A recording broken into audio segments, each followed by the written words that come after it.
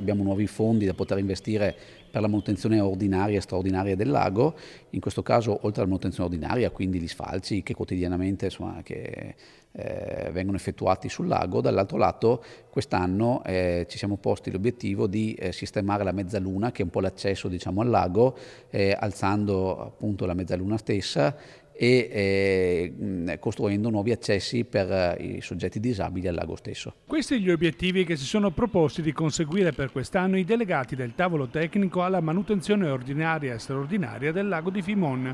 La provincia di Vicenza, dopo l'accordo firmato con la Regione Veneto, ha a disposizione 150.000 euro per un triennio per effettuare gli interventi. Lo scorso anno, con la realizzazione della passerella di legno e la sistemazione delle aree a ridosso dei parcheggi, si è completato l'anello pedonale di oltre 5 km che circoscrive l'antico specchio d'acqua.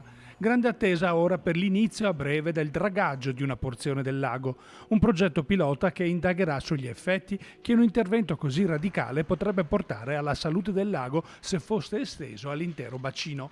Per migliorare la qualità dell'acqua era stata anche valutata la deviazione di un piccolo torrente che scende sul crinale opposto a Lapio. Era stato appunto proposto da parte del Comune, presentato anche mi pare per una progettualità PNRR appunto questo tipo di intervento, che poi non è stato però finanziato da parte degli enti statali, quindi ad oggi non abbiamo dei fondi per poter effettuare questo tipo di intervento.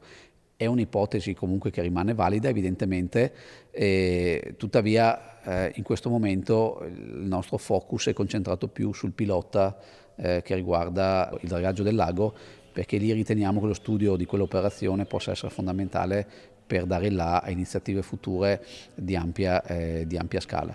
Ovviamente, ripeto, è un ecosistema complesso, quindi tutti gli apporti diventano importanti per il miglioramento di questo ambiente, che è un ambiente bellissimo ed è un ambiente a cui i vicentini sono particolarmente affezionati.